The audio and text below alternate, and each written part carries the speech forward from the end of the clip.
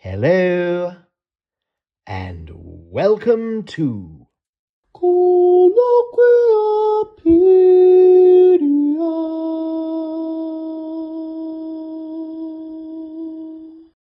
Hello and welcome to Colloquiapedia, the short, sharp show making the complex comprehensible. Each week we take a popular word or phrase from the contemporary zeitgeist and attempt to understand it in a little bit more layman's terms. And on that note, by the way, folks, I am aware of a couple of things within the evolution and indeed etymology of Colloquiapedia itself. One, frequency. Having endeavoured at the start to do this as a weekly, I'm conscious of the fact that I have really just been banging it in between other work commitments. And I know myself what it's like when you might be enjoying a pod, and thank you by some miracle, by the way, to all of those that do. But the frequency isn't there. You know, it's not coming as like a weekly or maybe even perhaps a bit more regular. So what you're going to do, you're instantly just going to jump off to the rest is history or something else Gary Lineker related.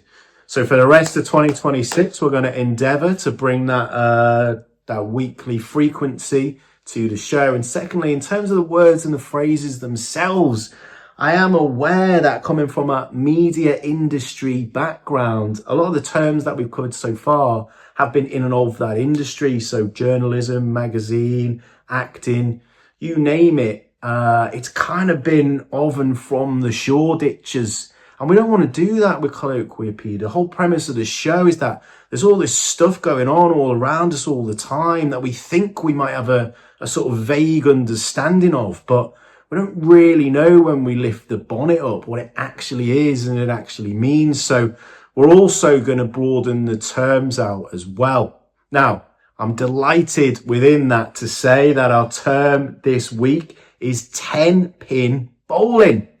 Now, I know absolutely nothing about 10-pin bowling, apart from having played it a few times. So what I did right at the front end of the Colloquiapediaing process this week was to go to the British Tenpin Bowling Association, or BTBA as they're known for short.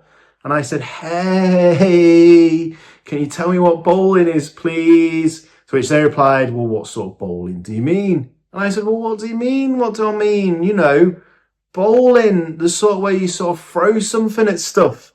They said, yeah, but is it 10-pin? Is it crown green? Could it be a cricketer bowling a ball at a bat? Could it even be, as I subsequently found out for a bit of further Insta research, like a rapper, like bowling in the club? But they did say, look, let's talk about 10-pin, and I'm very grateful to those guys for their time. Now, 10-pin bowling is an interesting term in and of itself. The singular bowling, of course, does apply to that actual action of rolling or throwing something. But it's in that 10th pin that we find the real magic of 10-pin bowling. And I'd argue also a little bit of a glimpse into the mystique of how we use language and how it changes our perception of things today. Oxford via Google defines 10-pin bowling as a game in which 10 skittles are set up at the end of a track, typically one of several in a large automated alley, and bowled down with hard rubber or plastic balls. Make up your own jokes. The game originally derives from a 9-pin incarnation that began life in medieval Germany, known as Kegelspiel or kegling. It's believed that kegling was enjoyed predominantly by kind of the German peasants or proletariat, and that's what initially gave it its distinction against the more affluent background of kind of crown green. Some might say that this dichotomy still exists to an extent today in popular culture. If we think, for example, about the character of Homer Simpson, who loves his bowling, or anyone who's familiar with the Big Lebowski, you think about the sort of ragtag matey gaggle of like Walter and the Dude and Donny. If he actually exists, by the way, there's like a wicked theory out there in the internet ether for anyone who's interested about how maybe Donny only exists as a figment of Walter's imagination. If you haven't seen or heard of that yet, check it out. Jeff Bridges himself even speaks about it and says it's a pretty good theory. But anyway, as I say, it's the addition of that 10th pin that makes the sport and the recreation as it is what we know of it today. It even changed the actual formation of the pins from a diamond to a triangle. And we'll get into some stuff with our guest that's really interesting, I think, about why that 10th pin was added in the first place. But beyond that, what really makes 10-pin bowling what it is today? How has not only the word evolved, but the activity itself? Obviously, we're not The Rest is Bowling, but I'm just going to give you 5 historical developments that kind of show the journey that's taken it from where it started to where we are in 2026. 1. In 1810, towards the end of the reign of George III, a painting appeared showing us a man in England bowling towards that triangular form of 10 pins. This is the earliest known reference to the game, and quite interestingly, it's outside. But as we know from that initial Oxford via Google definition, bowling as a recreation and a sport did quite quickly get taken indoors. 2. In 1875, the New York and Brooklyn bowling clubs formed the National Bowling Association in an attempt to standardize the rules, although they did continue to argue about it, which is fine, takes its time. 3. 1961, the British Tenpin Bowling Association was formed, and that, of course, is who we are going to be speaking to today. 4. In the 1960s and 1970s, what really fascinates me is that bowling massively took off, particularly in the US, in terms of its popularity. And some of the professional bowlers at that point were even making twice as much money as NFL stars. I did speak to our guest about this, who we're going to come to next, but it was really interesting to me that we go to the Ali Pali, which for US listeners is the Alexandra Palace in London, to watch the darts, or, they play snooker at the Crucible, which again, Americans, is not the book or the play about the witches. It's a theatre in Sheffield. But we don't really have that kind of mass appreciation and popularization of bowling in the same way. So I find that really interesting. We're going to be speaking about that in terms of how it's fallen maybe a bit since the 60s and 70s with our guest. And finally, 5. At the 1988 Seoul Olympics, bowling was presented as a demonstration sport, but unfortunately never made it into the full Olympics repertoire. It did subsequently get shortlisted for the 2020 Tokyo Olympics, which for those who don't remember, incidentally took place in 2021 because of COVID. But it was cut after the shortlist. Incidentally, for the youth out there who aren't familiar with the 1988 Seoul Olympics, and particularly Ben Johnson's appearance in the 100-meter final against the likes of Carl Lewis and Linford Christie, I would encourage you to Google that race. It is one of the most unbelievable spectacles in athletics that you'll probably ever see in your life. But anyway, back to bowling. 10-pin bowling exists as the perfect embodiment of the colloquiapedic mission to find the real deep meaning in all of the things that we see around us every day, but perhaps don't probably know as well as we should.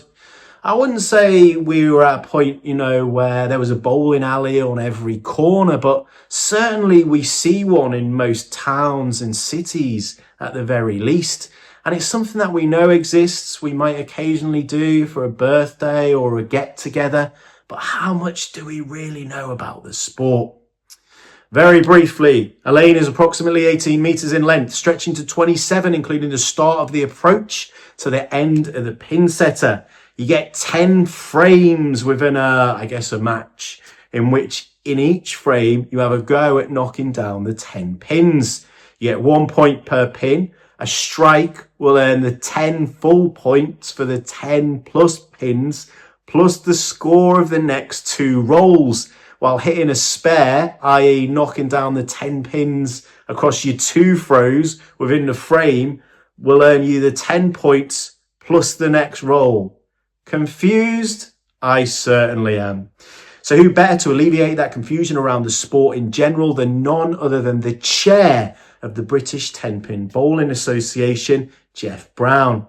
Geoff has over 50 years experience inside the sport, inclusive of representing Team England on the world stage. I cannot convey how grateful I am to Geoff and the BTBA at large for their time. As I say, branching out from industry terms with Colloquiapedia is something that I've been looking to do for a long time. So this was a great level of insight, and basically roll the VT. So Geoff, thank you very much for joining us. No problem. And if I could start, as we always do on Colloquiapedia, please, if you could give us your definition and interpretation and application of the term tenpin bowling as you understand it today. Okay, so as we stand today, tenpin bowling is a sport and a recreation. It's basically a challenge between an individual and a set of 10 pins set in a diamond formation, as you know, that's 60 feet away from you, and your task being to knock them over. Now, that's a very brief description of tenpin bowling, but tenpin bowling can be played purely on a social level or as a sport at a very high level. So that is tenpin bowling in a nutshell. And from my obviously very limited understanding of the sport / recreation, it kind of grow up sort of almost in opposition to the more kind of formal, lofty, kind of well-to-do crown green bowling? Like, is that accurate, that history? And if so, does that kind of almost like class divide, I suppose, still exist to an extent today? I don't think so. I think that lawn green bowling or crown green bowling, because there are a number of different variations within bowls, as it were, uh, and bowling developed separately. I don't think they developed in opposition. I do know that 10-pin bowling is a sort of a development from 9-pin bowling, which effectively was skittles. So you still have skittles to this day, especially in the West Country, very, very much played there. Right. Pins setting a diamond formation of 9 skittles. It's very much a pub game, although they do have an awful lot of very intense leagues that they play. Now, I believe that at some stage in the past, skittles attracted an awful lot of gambling to an extent Right. where the government decided to ban skittles, or 9-pin as it was, and people being a little bit too smart decided we know how to get round that, we'll add an extra pin. So they added an extra pin, and therefore 10-pin was born. Now, obviously, after that, 10-pin has developed away from skittles because skittles is still played. But I believe that's basically where the 10th pin came from. Wow, I had no idea that it was it owes its entire existence to such a kind of a sort of minor tweak in a way. It was very minor. Yeah, we can get round the law. We can just add another pin and carry on merrily. I didn't realize Skittles was still played so predominantly. I just assume that these days Skittles really had just become a different synonym for Tenpin bowling, really. No, Skittles is certainly where I come from because I'm from Somerset. We have Skittles leagues, and certainly in Western-super-Mare, there's a sort of a district league and a central league, and there'll be 16, 20, 30 teams in the league, and you have teams of 12 that travel to different venues or different pubs for the evening, and they play matches, keenly contested as well, I must say, but thoroughly enjoyed by all. So it's still Well, very, very strong and active. I was going to say, actually, keenly contested. As soon as you mentioned them traveling from place to play, it reminded me of. Have you seen the Big Lebowski? Yes, yeah, It yeah, I have. reminded me of Walter in that, just taking like everything far too seriously, basically. Um, Yeah, there are people that still take it very, very seriously. Yes. may I ask about your own background, please, and how you sort of basically came to this position in the sport as the chair of the association? I started bowling as a junior when I was 13 years old.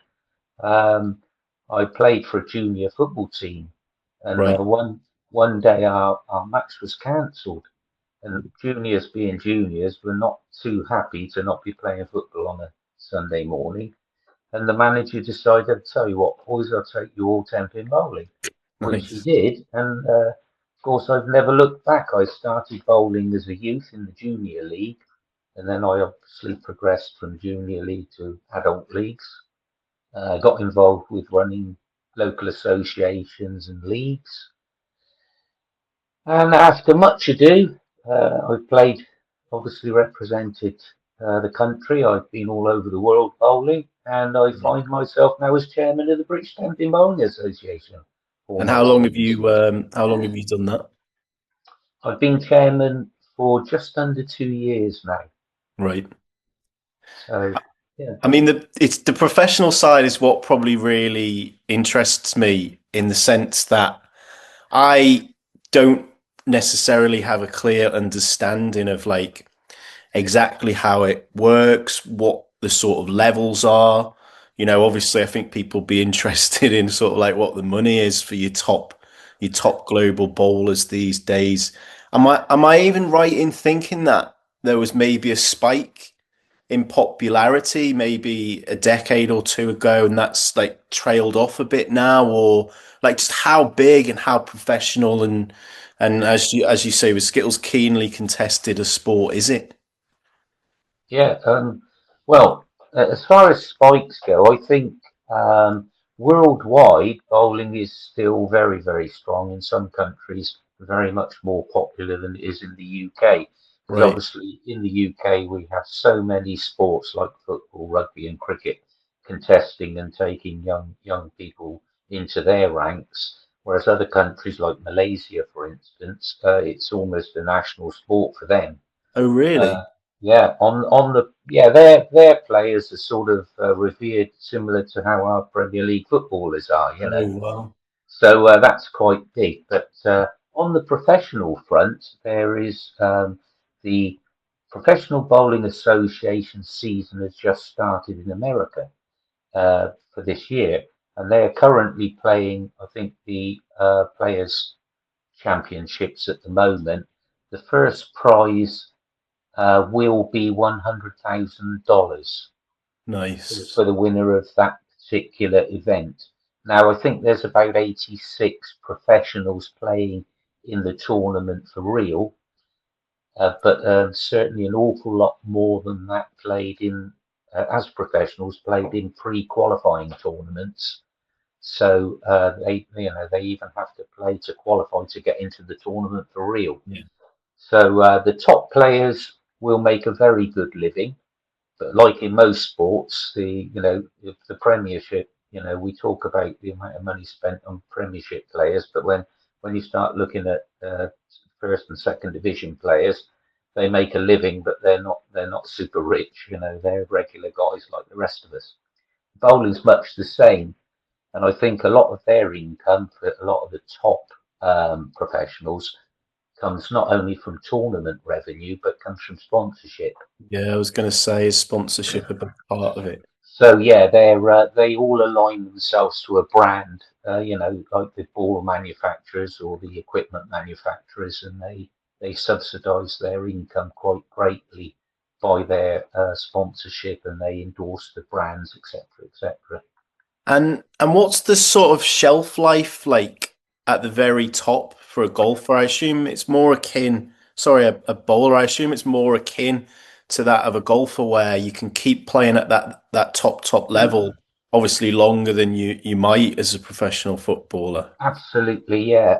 Bowling is peculiar in that respect, in that we have internationals at junior level, adult level, senior level, and now we have grand senior level. So I recently played personally in Reno, Nevada, in the Grand Senior World Championships, which was Nice, for competitors over the age of 65. So nice, we have an over 50s bracket, an over 65s bracket. We have adults and we send juniors all over the world. We send adults all over the world, and I've played in world championships in America, in Colombia. Um, so yeah, age is not a barrier. I mean, obviously, the older you are, if you can stay reasonably fit, but even then, you can still partake of the sport. If you're not particularly fit. So it's a good sport all round. It is similar to golf in that respect because the professional bowlers now have a PBA tour, and they've just introduced over the last maybe 5 or 6 years a PBA 50 tour, similar to the 50s tour in golf, where they now have large tournaments with large prize funds for the over 50s as well. So it is sort of parallel to golf in a lot of ways. nice. Maybe I'll start now and then I'll get myself ready for the 50 bracket. That could be that could be a good little pivot at this point. If the AI starts doing everything else, then maybe I could have a look at bowling. Um, why is it, do you think, if I look, I think about, I mean, think about snooker at the Crucible, or I think particularly about darts at the Ali Pali. Why is it that you think that they get so much mainstream media time and coverage and attention where bowling hasn't quite as much? Like, is it something to do with the nature of the sport that it's less good for spectators, or why do you think it's grown up in that way? I think if you follow bowling and you know bowling, obviously you're very interested. If you let's take darts for instance, as you mentioned that, and look at bowling, both of which have been previously um, televised by Matchroom. Yeah. I Um, remember the it being on. I remember seeing it sometimes Uh, back in the day. darts clearly has a big following. Bowling, not such a big following, but both sports are relatively easy to televise because all it takes is a few cameras. It's static. You're not following moving people, so they're relatively easy to televise. So you say, why don't we see more bowling? Why do we see less bowling than we do darts, for instance? Well, personally, I think that a lot of it has to do with the scoring system, maybe. It's quite difficult for somebody who's not a bowling to understand what's going on, and a game can take quite a while to unwind.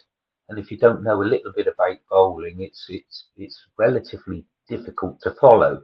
Whereas with darts, pretty much everybody knows how darts work. The games are quick fire, the scoring's relatively simple, and everybody can follow it.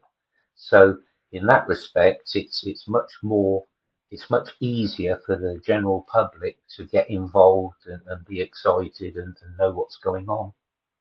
And have they tried to play around with the parameters a bit, like say with cricket, where they've got the 2020 in different forms? Like, have they tried to introduce slightly different variations of the game to make it more appealing in that way?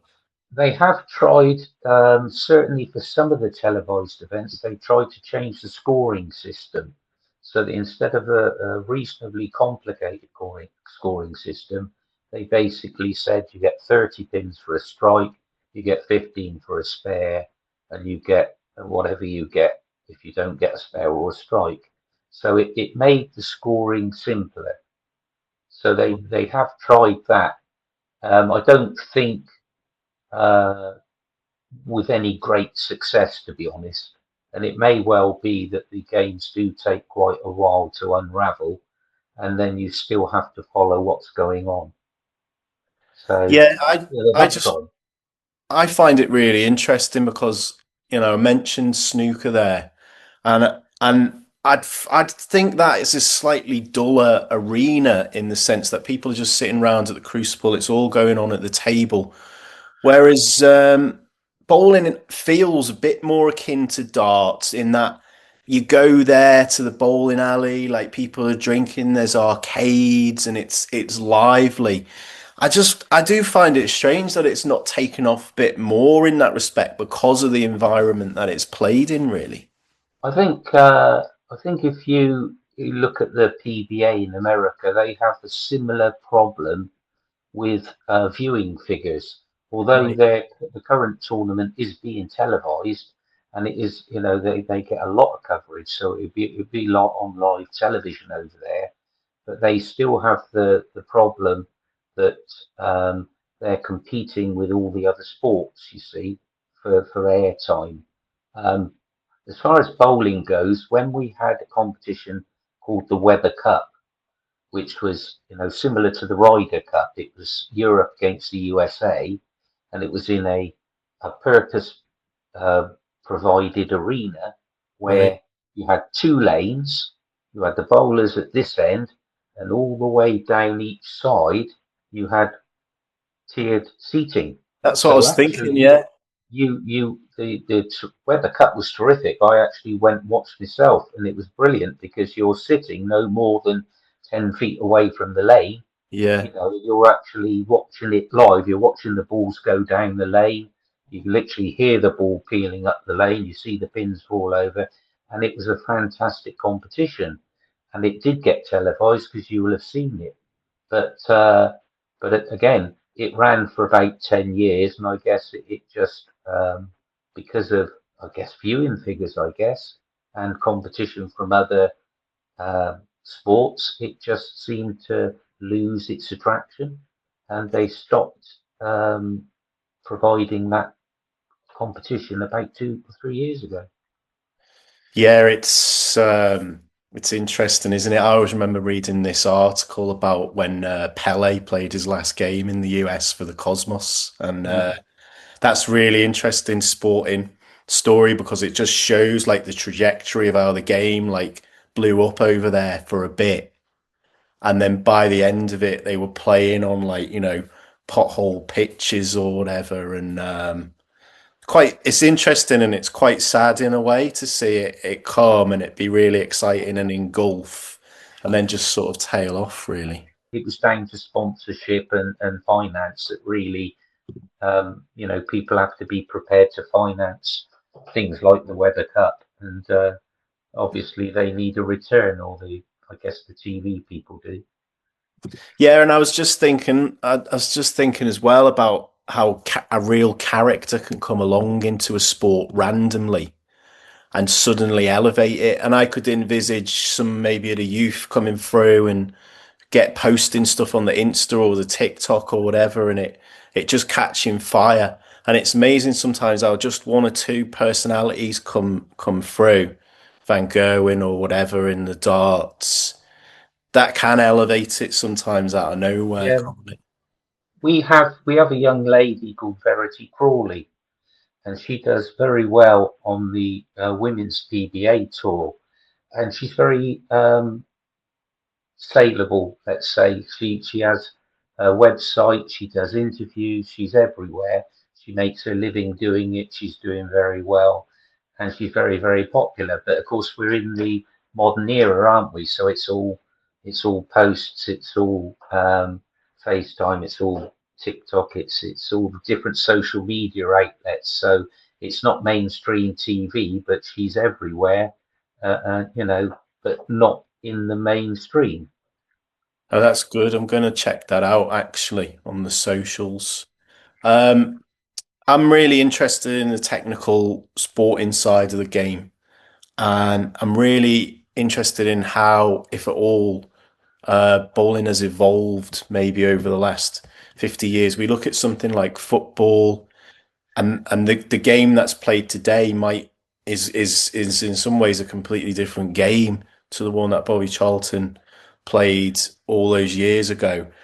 Has bowling evolved in that way, and how important is the technical aspect in terms of the spinning and the types of spin that different people use? Like, how technical does it get these days in a way? It's extremely technical. Right. Bowling has evolved tremendously. If we go back 50 years, which would be when I basically started bowling, you had wooden lanes, which were basically maple and pine wood with a lacquer on the top. And then people would put oil on the lanes to protect the lacquer, because Yeah. obviously if you're bowling a ball down the lane, you're going to be damaging the lacquer. So as far as lanes go, we then over the years we've developed now to plastic lanes. So the lanes look like wood because they still have a photo print of the wooden boards to Yeah. keep it looking like a wooden lane, but they're actually plastic. There are different, obviously, types because different manufacturers make different types of plastic. They all fall within a certain parameter range, but nevertheless they're different. So you know the surface can be slightly different, and in the background we still have centres with wooden lanes. So you've got all that going on, and obviously the protection of the lane originally was to do with oil. We still protect the lanes with oil, but we now have literally all singing, all dancing oiling machines that oil the lanes Right. and can put the oil down on each of the 42 individual boards. So you can oil as much or as little oil on each individual board as you want to create a pattern down the lane. Now, Right. technically, the reason they do this now is depending on where you lay the oil, depends on how difficult it is or how easy it is to knock the pins over. Because along with the lanes developing, the bowling balls have also developed. So if you go back to the very early days, in the early days of bowling, the balls were wooden with holes in. Right. Then, that's very early. Then they became rubber, so you had rubber balls. Right. Then you had plastic balls. Now you've got urethane balls, reactive urethane balls. So we now delve then into inside the bowling balls. They have a core. So we have a myriad of different core shapes within the ball as well, which make the ball wobble differently. Oh, So right. basically, if you imagine it like lawn green bowling, there's a bias in one side that makes the ball go like that. And as you know, if you happen to lay the ball the wrong way and go for the jack, the ball scoots off in the wrong direction. Yeah. It's a little bit more technical in bowling in that depending on the shape of the core and where you drill the finger holes relative to the core, you can now change the characteristics of the way the ball rolls.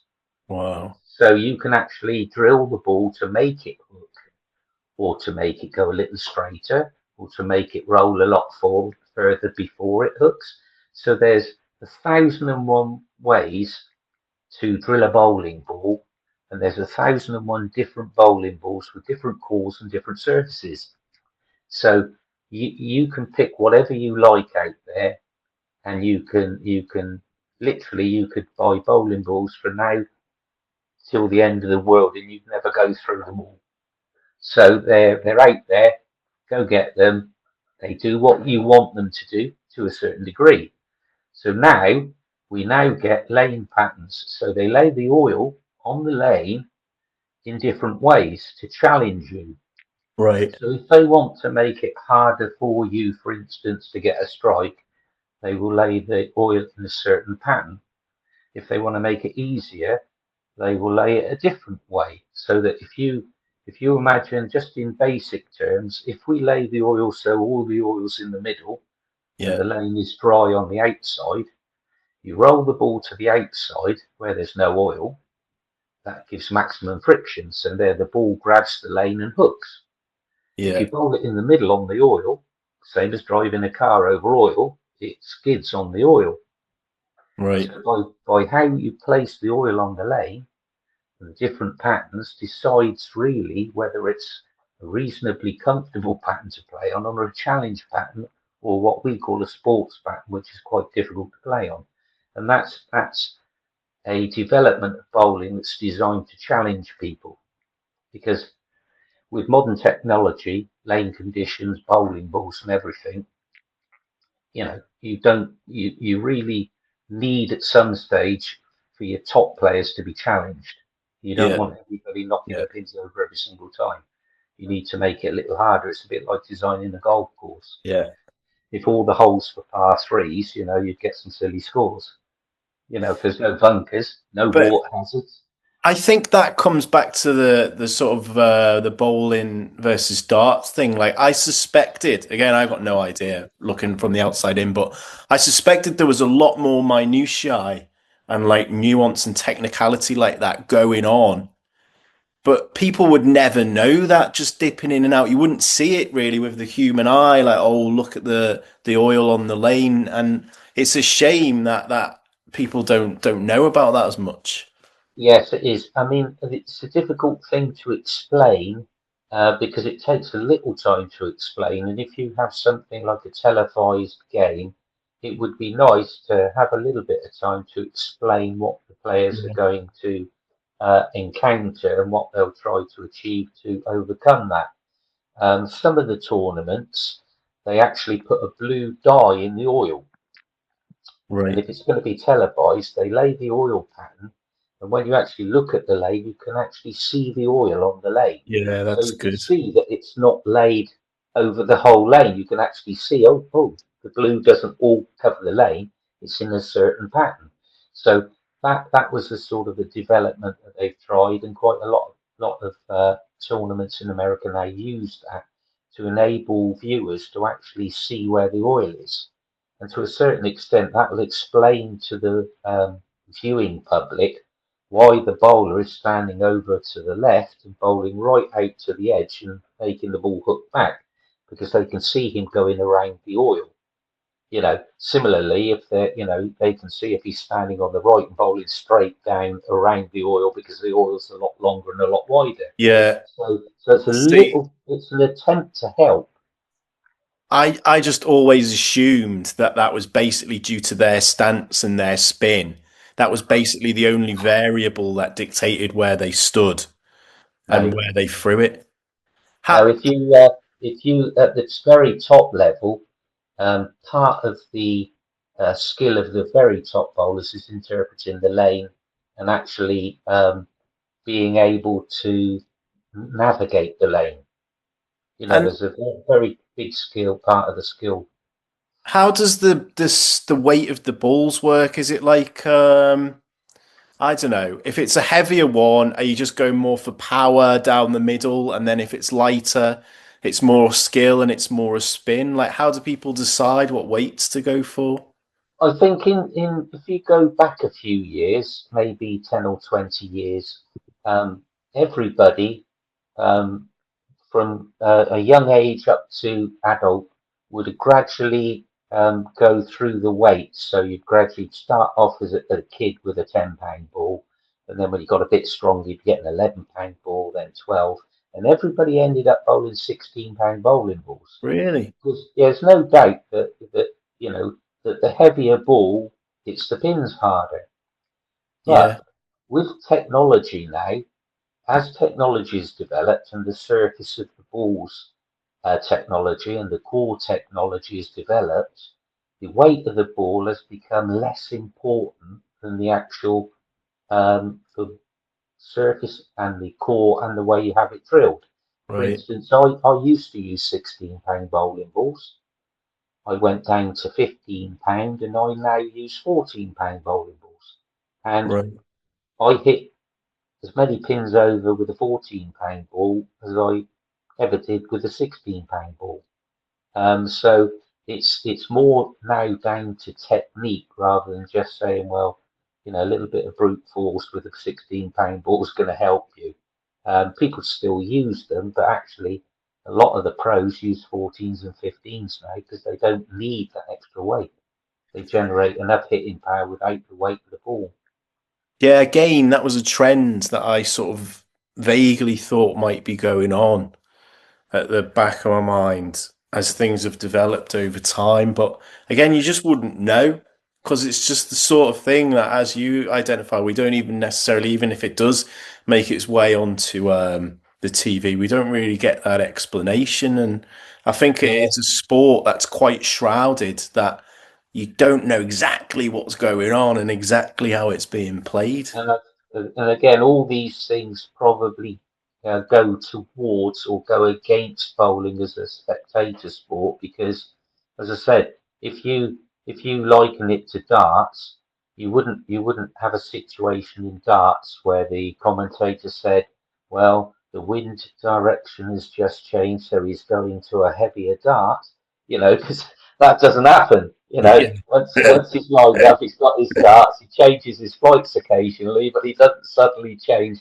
from a 3/8 start to a 3.5/8 start. Yeah. It doesn't happen. Whereas in bowling, you'll quite often see them suddenly change bowling balls because the oil has moved on the lane. As they're bowling the ball, the oil moves because Oh, and they're it probably actually doing. moves during the actual Oh matches. yeah, so you move the oil around. It's like anything, I suppose. If you imagine laying an oil surface and you rolled something over it, eventually you'll have a track where you see the oil's been moved away, Right. and effectively the lane condition is always moving. So I always say to people, if you were playing snooker, you know, and you went to play a shot, and then somebody rubbed their hand over the table and made the nap go back the other way, and then you expect to play the same shot again, somebody would be saying, "Oh, don't do that." But with bowling, we're doing it all the time because we're all moving the oil around and the top players are having to negotiate with that all the way through. So by game 3 or 4, you may be using completely different bowling balls and standing in a completely different spot on the lane to achieve the same result. Nice. And have, So have you been have you been watching the curling, by the way? yeah, it's great, isn't it? I wish I could have a little brush and run down the bowling lane, and when my ball's not going the way I want it, I give a little brush to make it hook a bit more. But do you know, I don't even understand that, to be honest. So when they brush the ice, are they trying to make it go faster when they brush it in front of it or slower? I don't really I understand. I mean, I'm not into curling. I've watched it a lot. I think it's great, but I believe they're making it go a little quicker. So they actually Right. helping it to go a little longer because the art in curling obviously is to, um, obviously you want the stone to go to a certain position. Yeah. Not only to a certain position, sometimes you want it going fast enough to knock something and still carry on a bit. So obviously the guys doing the brushing are quite smart because they can either speed the stone up or allow it to slow down, depending on whether they believe it's going to achieve what they want it to achieve. Yeah, it's interesting that there's that synergy there between the sort of liveness of the lane, as it were. It's kind Yeah, of like a living, breathing yeah. variable. It's Well, kind of part of the sport in a way. if you imagine them actually brushing the ice, you've got to believe that actually they're moving microscopic bits of ice around. So a bit like I don't know, a bit like when you have Formula One and you get the little I was balls of thinking fire. about that, yeah. They wouldn't drive through the tyre, through the marbles, would they? Because they pick up on the tyres. Yeah. So similarly in um, curling, you've got to believe that where they brushed it away is actually leaving a little bit of residue, which must affect another shot at another time. Yeah, I never thought of that. It's just stuff like that. It makes your enjoyment of the game so much better when you understand it. It's like, I don't watch that much NFL these days. My dad still loves it. I used to watch a lot of it, but That's one of those things that when you really get into the weeds of it, people have their laptop and stuff, don't they? They're going through all the stats while they're watching it. Like the more you understand it, the more fun it gets in a way. Yeah, I think bowling's similar in that regard because people that are into bowling and understand can watch and appreciate what's happening. So, like I say, with the lanes changing, in the top competition, you play on a tough condition to start with, and then the condition that you're playing on is ever changing, because of the amount of balls that have gone down the lane. Yeah. And if you imagine bowling a ball down a lane that's freshly oiled, that's a nice polished shiny ball, and then imagine one that's been sanded with 50 grit sanding paper, so it's as rough as anything. That will move the oil different to the shiny ball. Yeah, right. So one will soak it up and move it around, and one will just slide over the top and not really affect it. So, if you've got players that have been playing with sanded balls on a lane and players that have been playing with less sanded balls, you get a totally different alteration to the lane pattern during the course of the game. So, Yeah. the top players are very good at working this all out and knowing how to adjust to make it to compensate, and they'll have, the professionals will have 20 bowling balls at the back, so Well, they'll have bowling balls for every condition. I wanted to ask about that as well because we've talked a lot about the kind of physical, technical aspects of the game, but how much of it would you say is psychological? I'd say once you get to a certain level, an awful lot. I mean, the thing that I like particularly about bowling is that you don't have to be an athlete. You don't have to be like, if you're playing, I don't know, let's say NFL. You don't want to be little skinny guy with glasses, really, because you're going to get battered all over the place. Yeah. But bowling, if you're as long as you're reasonably able, to lift the ball and roll it, and smart, you can actually work on the technical side of the game. And the big strong guys have no advantage then over the smaller guys that are a little bit smarter who can work on the technical side of the game. They're actually rolling the ball well, um, you know, get their technique right so that they swing the ball instead of using their muscles to power the ball down the lane. So you've got it's a game for everybody, and you don't necessarily have to be a physical specimen to be a bowler. As long as you're prepared to work at your game, develop your game, learn about the game, uh, apply yourself to the game. There's plenty to learn, but you can make yourself a very good bowler by application. Well, that leads me nicely to my final question. And it's an interesting one for this topic, I think. I would say that, wouldn't I? But I always say to people, what advice would you give to the youth who were like maybe looking to get into whatever topics we've covered, journalism, politics, whatever?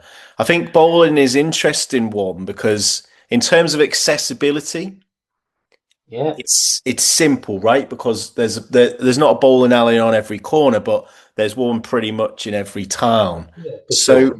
how I suppose do you make the transition from recreation to sport and then eventually for some people ideally to profession, you know? I think most people go bowling to start with, will go bowling socially in a group of an evening, with a group of friends, or their parents will take them bowling, for instance. And you go to a bowling centre, you have a game of bowling, you play the machines, you have a pizza, you have a cup of coffee, you generally just enjoy a good time, enjoy it. And then a percentage of people will then say, do you know what, I'm enjoying this, I like this, I think I could be quite good at it. And most bowling centres would certainly, if you said to somebody on the control staff, oh, I've been coming up here for a few weeks now and I'm quite liking it. Is there any way I could get involved with a league or some other way? The control staff most centres would be more than happy to point you in the right direction.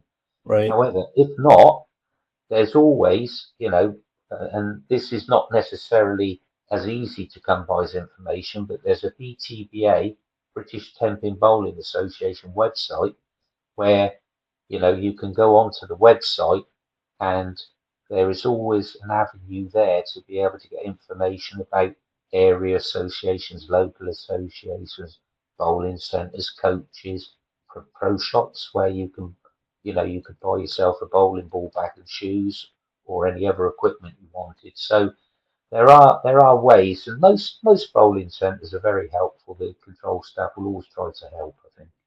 How much, out of interest, for say to get yourself a decent starter bowling ball?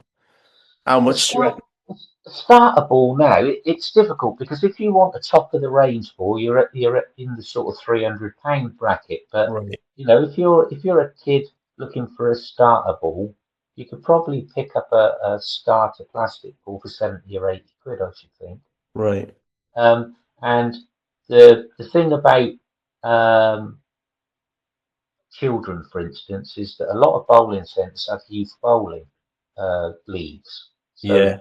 like most sports, they have youth teams or youth clubs, as it were, and there will always be, or they will always know of how to get access to a pro shop where somebody can give you advice. So you probably want a bag, shoes, and bowling ball, and you know, although it's not cheap, it's not expensive compared to a lot of sports either to get the entry level equipment.